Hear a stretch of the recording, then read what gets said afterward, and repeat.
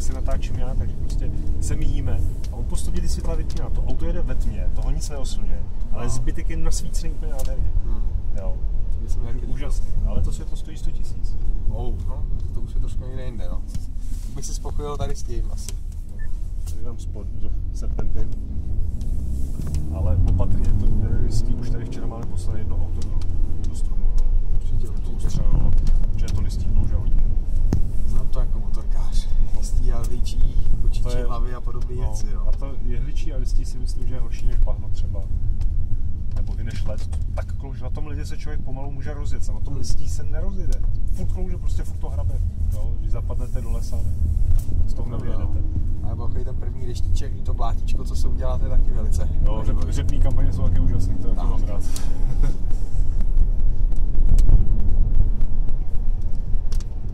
Nazvěte v tom sportmodu, jak ta převodovka nějaký neblázní, že by to nějak zbytečně točila nebo něco? Nekope, ale je to fajn, když potom jako to chvíli točíte, tak ona počká ještě. Ona zbytečně nepřeřazuje zase na ty vyšší stupně, ale nechá vás v tom nižší, prostě, aby je to živější, stvrdné podvozy, stvrdné řízení.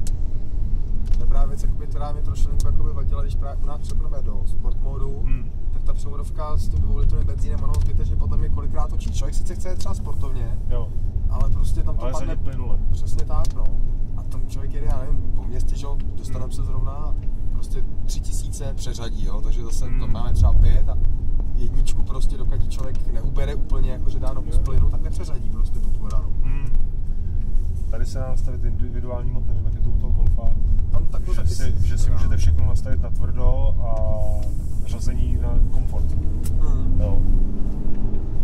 Tam je vlastně jakoby převodovka s motorem spojená pod jednu volbu, no. Jo. Vlastně já když chci dát sportovní motor a zvuk vlastně sportovní dovnitř, tak zároveň změním i převodovku do SK. Tak, to je na tom individuálním přizpůsobit. Jo, máte všechno.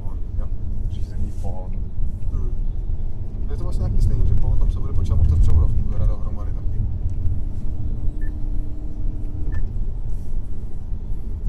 No jo, už ho to trápí. V blízkých otáčkách. Zase taky ekologové nejsme. Já myslím, že to s ekologí nemá nic společného. Má strašně příjemný takový to automatické vyřazování, když ten člověk má to eko a pustí to do úspěnu, jestli to začne samo plachtit, to je hodně příjemný. Jo.